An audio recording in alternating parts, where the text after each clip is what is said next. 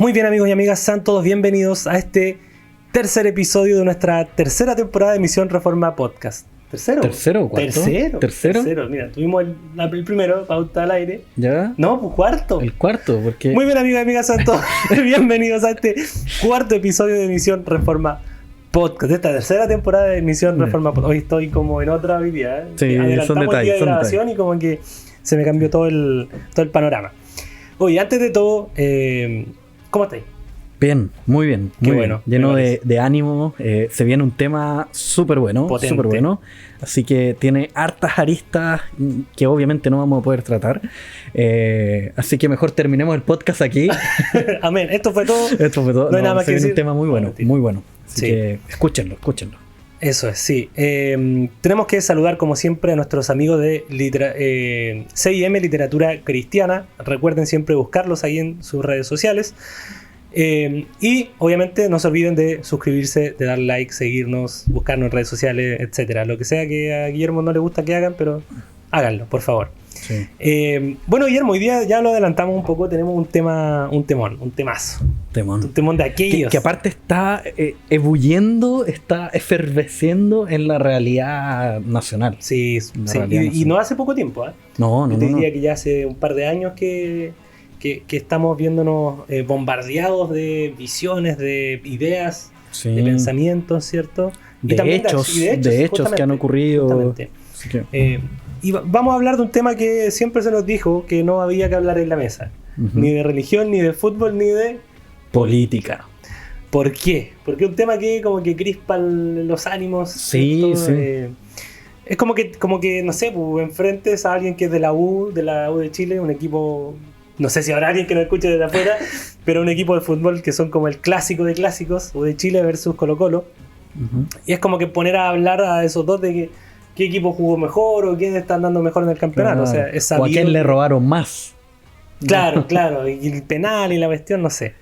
Lo mismo con la religión, o sea, es muy común, a lo mejor en las familias chilenas, no sé si tan común, pero se da que haya alguien que sea del catolicismo romano, otro protestante, y ahí obviamente se van a dar diferencias.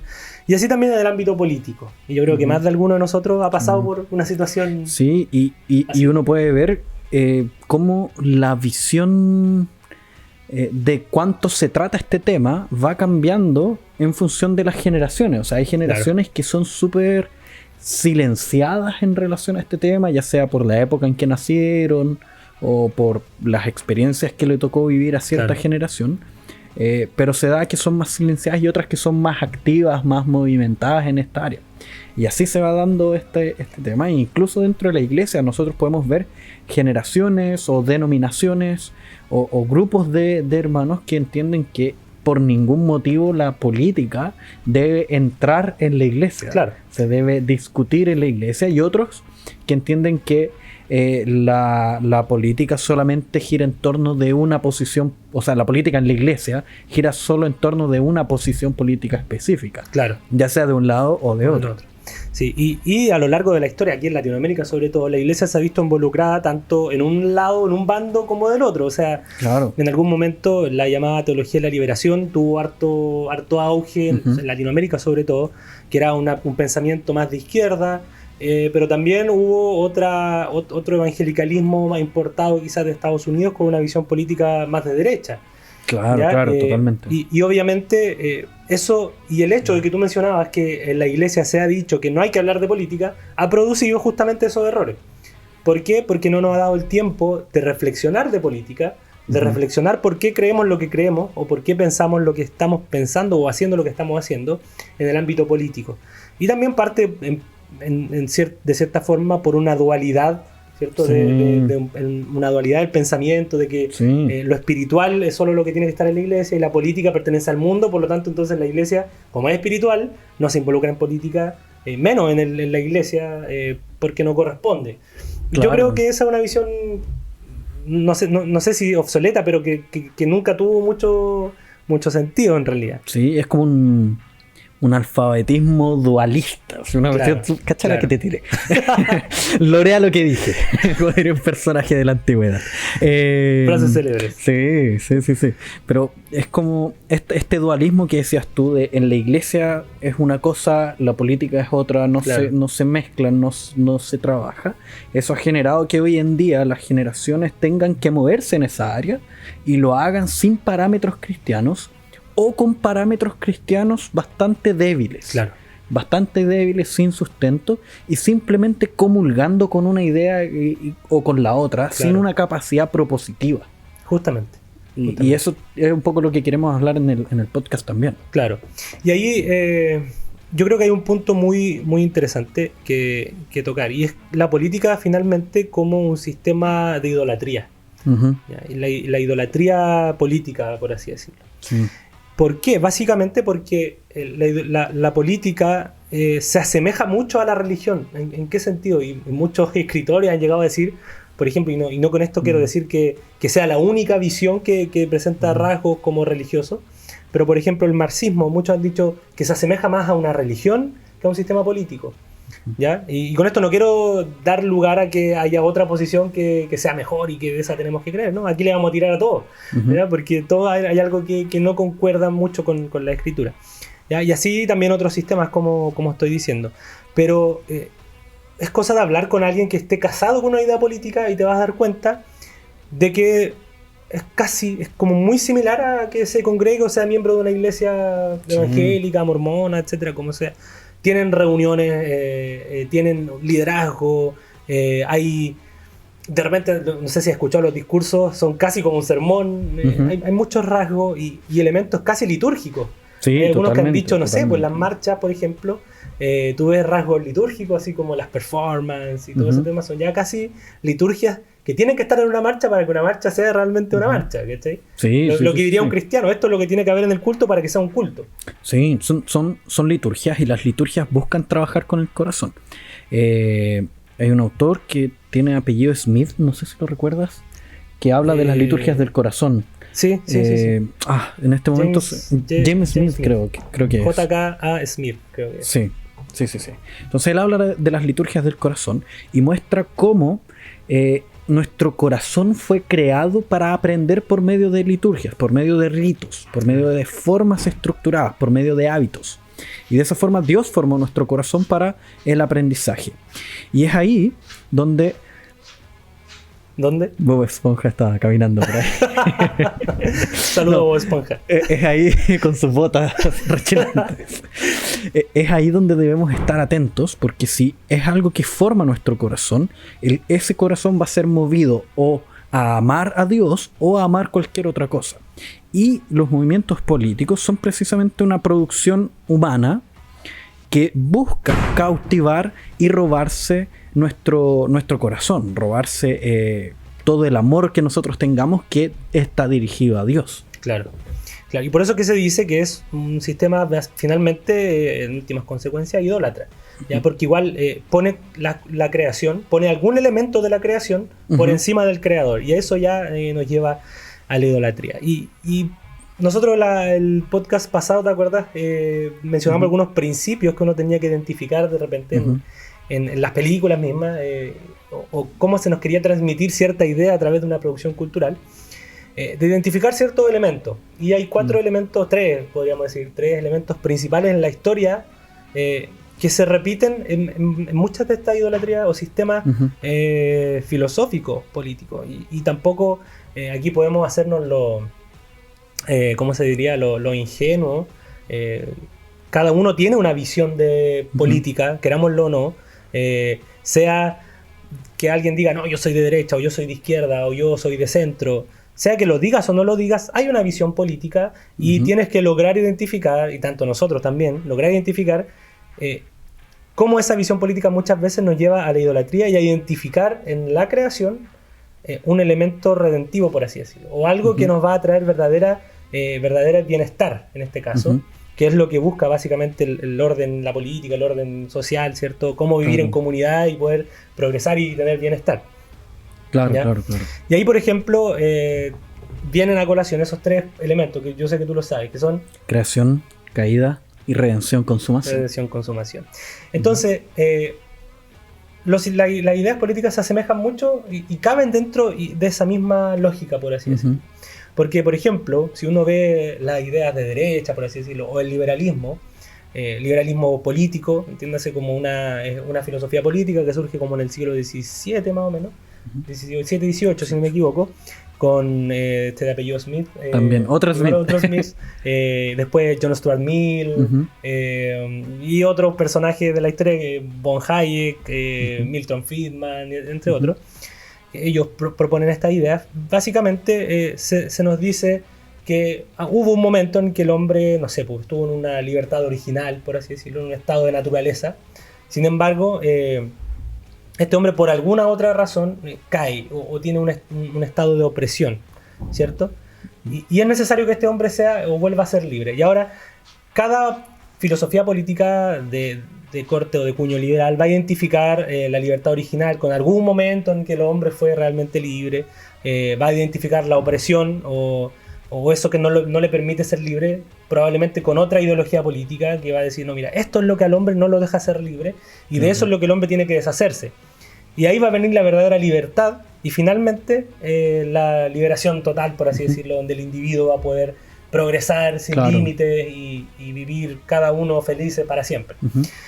Y si tú lo analizas, se parece mucho a este paradigma que presentamos nosotros de creación, caída, redención, consumación. O sea, la creación en un estado original, de santidad, de justicia. Luego vino la caída, que sería esta suerte de opresión o de sistema del cual el hombre necesita salir, que ciertamente el hombre caído necesita salir de ese estado. Y luego viene la libertad o la liberación. Y aquí es donde el hombre cristiano dice, claro, la libertad viene de Cristo. El liberal te va a decir del individuo, ¿cachai? De sus capacidades de poder progresar, de desarrollar un proyecto de vida que otro no me interrumpa, ¿cachai? Y ahí va a llegar la verdadera libertad. Entonces nosotros decimos que esa verdadera libertad es en realidad la consumación de la redención en Cristo. Exactamente. Claro, entonces es ahí donde cada visión de mundo fuera de la visión cristiana va a ofrecer precisamente un redentor, un redentor diferente, un redentor idólatra, ya sea el individuo o el desarrollo del individuo, o ya sea en la redistribución por medio de un instrumento, de un aparato del Estado. Siempre va a haber un redentor entre medio de cada historia, de cada producción cosmovisional, por así decirlo, que siempre va a llevar el corazón a la idolatría. Claro. Y ahí en ese caso, por ejemplo, tú mencionabas ahí del aparato de distribución, esa idea está más ligada mucho más al socialismo, al marxismo, al comunismo, la idea más de izquierda, que presentan un paradigma donde el hombre sí estaba en una primera instancia, y esta es la palabra clave para este sistema, el tema de la igualdad, pero una igualdad material, básicamente, más allá del... No me refiero a inmaterial como a la carne, todos somos iguales en ese sentido, una igualdad material en cuanto a la propiedad. Entonces, hubo un momento en el que el hombre tuvo o habría tenido una igualdad original, una propiedad común, donde nadie era dueño de nada y por lo tanto todos vivían felices, pero luego vino la desigualdad con la propiedad privada. Y ese es el mal, es como el pecado en la visión marxista. Ese es el pecado que nosotros entendemos los cristianos, que es lo que finalmente hace que vivamos y que tengamos que son todos los males de la humanidad, básicamente, el pecado del hombre.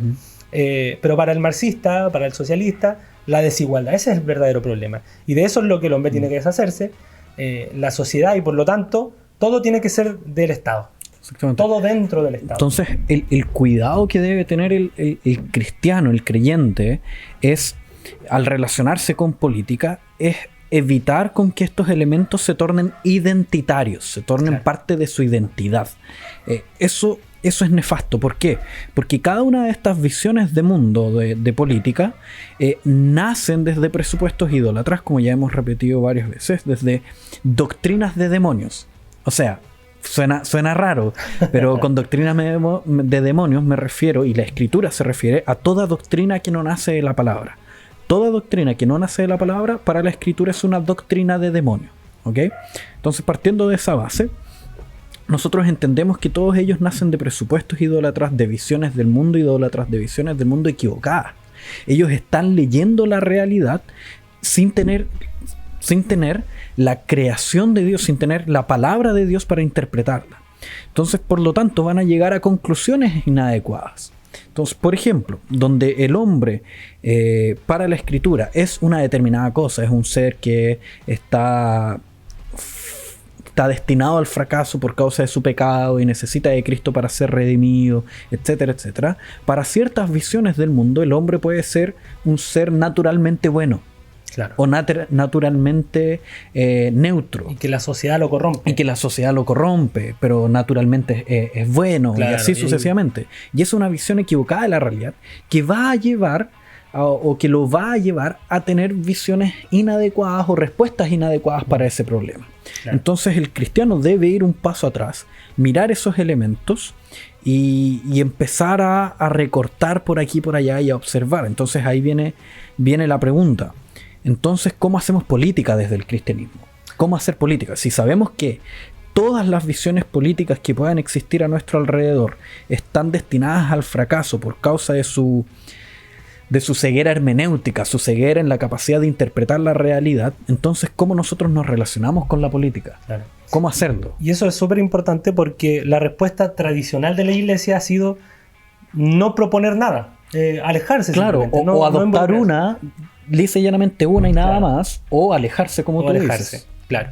Sin embargo, yo creo que nosotros como cristianos es necesario que tengamos esta reflexión porque somos parte del mundo, como dijo nuestro Señor Jesucristo, están en el mundo, pero no son del mundo, ¿cierto? Pero estamos aquí y necesitamos lograr vivir en comunidad. Y creemos que tenemos principios que también son políticos. Claro. No se olviden que a Cristo lo persiguieron y a los cristianos, los perseguían porque ellos decían tener otro Señor, no César. Y eso era una declaración política, espiritual, pero también era política. A ellos los persiguieron, primero que todo, por un tema político, porque ellos decían tenemos otro Señor, no César. Él no es nuestro rey, por así decirlo, no es nuestro Señor.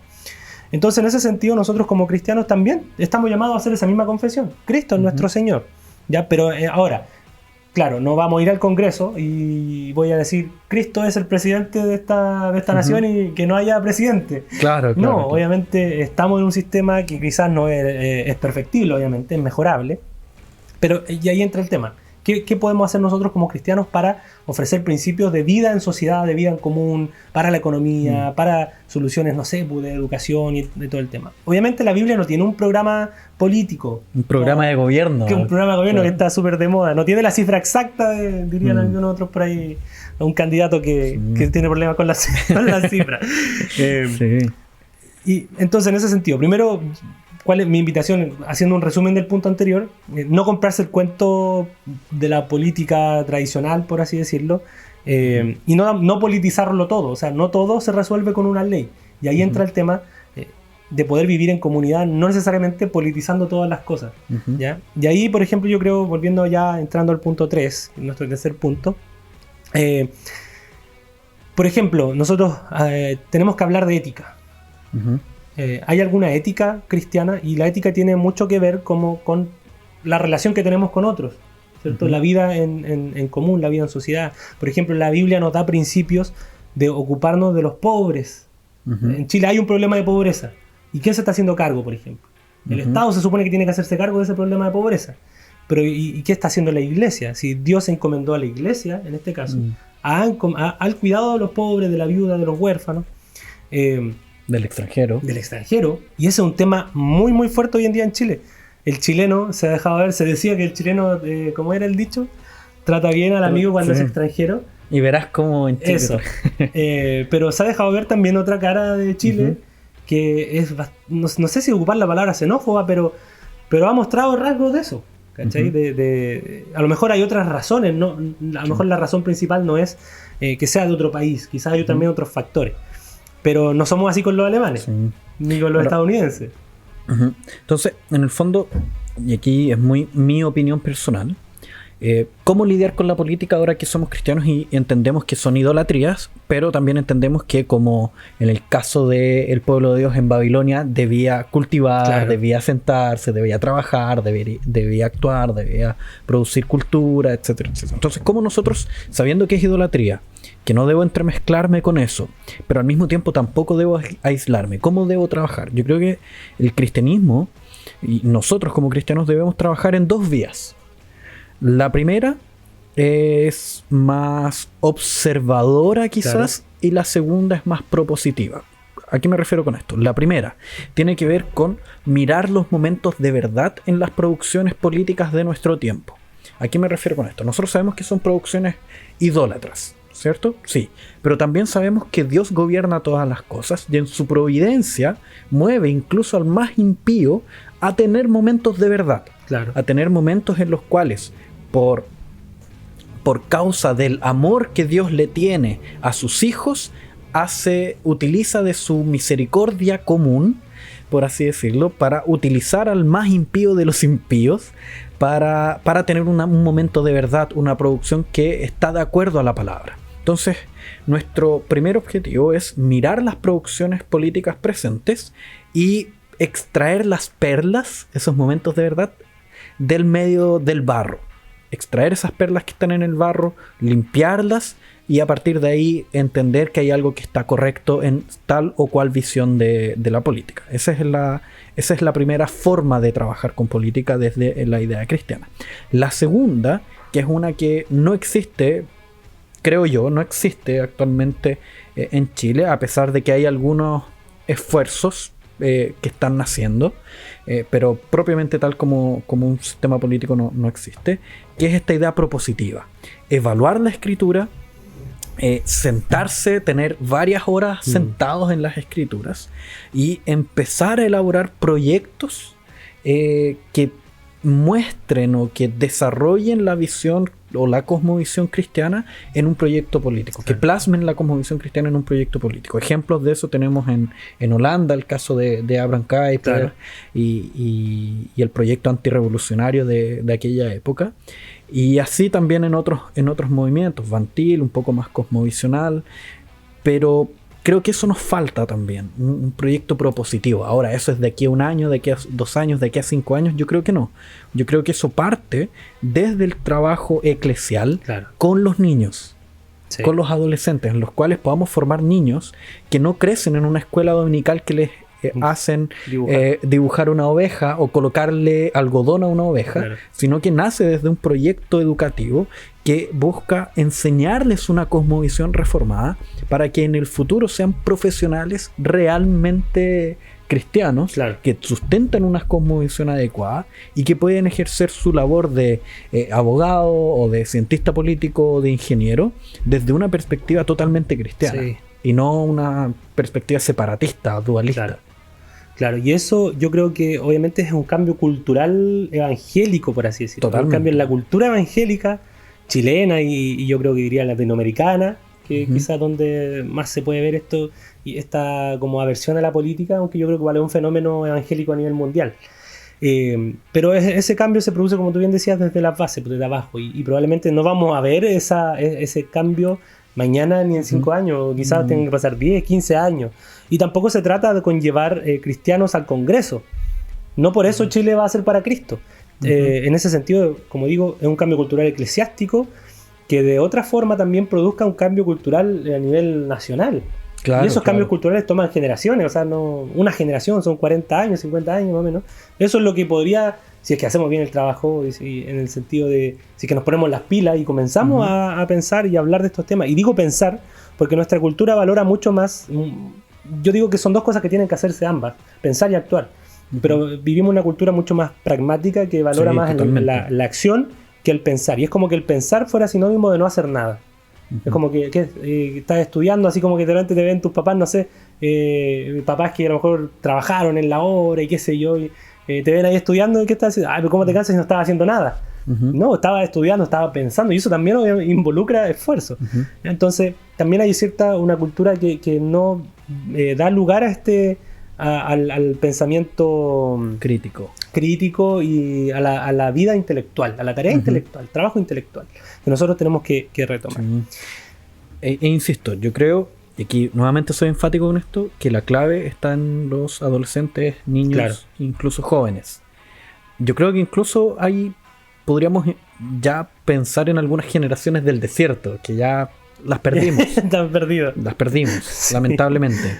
Pero sí hay que trabajar cosmovisionalmente, claro, con niños y adolescentes para formar esta iglesia de del mañana que sea una iglesia crítica, que evalúa de acuerdo a la palabra, que vive en conformidad a la palabra y que busca desarrollar estos proyectos culturales desde una perspectiva cristiana adecuada. Claro. Correcto.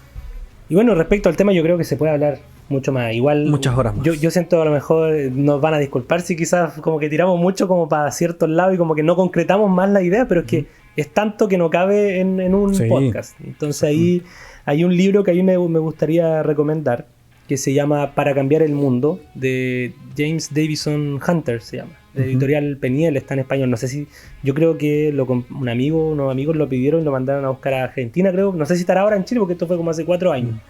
Lo tuvimos que comprar en Argentina entre un grupo y lo mandamos a pedir. Pero es un libro que da un panorama general respecto a lo que nosotros estamos hablando aquí. Sobre la cultura, la política, los cristianos en política.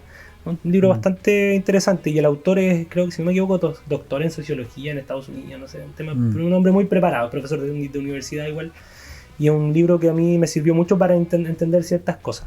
Y yo creo que eso es un libro que es recomendable, al menos de mi parte, en este caso. Y hay otro libro que está en portugués, que yo lo he leído para el seminario, que se llama Visiones e Ilusiones Políticas. Visiones, no sé cómo se pronuncia. No, Visiones e Ilusiones Políticas. No. Visiones e Ilusiones Políticas, de David Koysis. Ahí lo pueden googlear, y aunque escriban mal el apellido, va a aparecer igual. Sí. Al Google ahí va a cachar de a quién están buscando. Pero eso, ya creo que algo se pudo delinear, solamente, delinear, tirar una línea, ni siquiera tirar líneas, tirar una línea. Una sola. Claro, hay mucho más, podemos hablar de el reduccionismo de la realidad en política, en función de, no sé, de la visión de John Frame, del triperspectivismo, que ya he hablado en otros podcasts, de mirar la vida como un trípode, y cómo cada visión política es la exaltación de uno de esos elementos de la realidad. Claro. Pero para eso también tendríamos que... Tendríamos otro podcast más, así que... Pero queda para otro día, para otro día. Justamente. Bueno, chicos, hasta acá este episodio. Chicos y chicas, hay que uno tiene que ahora acostumbrarse a los tiempos. Queremos enviar un cariñoso saludo nuevamente a nuestros amigos de CIM Literatura Cristiana. Búsquenlo en sus redes sociales. CIMLC en Instagram. No se olviden de suscribirse, síganos también en nuestras redes sociales para que estén enterados de todo lo que vamos subiendo y otras cosas que también se van haciendo dentro de Misión Reforma, en Instagram como Misión Reforma y en Facebook también como Misión Reforma. Suscríbanse, dejen su respectivo like si les gustó, su comentario, y así vamos a poder estar comunicándonos. Like y suscribirse, esas cosas, lo personal no es necesario, pero sí el comentario. El comentario sí, porque así podemos tomarnos de eso y a lo mejor hacer un podcast sobre eso, o recibir un feedback si es que vamos bien o mal. Entonces, comentario, póngale, pero like y suscribirse. Póngale. Compártalo. Si le gustó, compártalo con algún amigo, con algún hermano de la iglesia. Y bueno, creo que ya no hay nada más que decir, por lo que nos escuchamos, nos vemos y hasta pronto.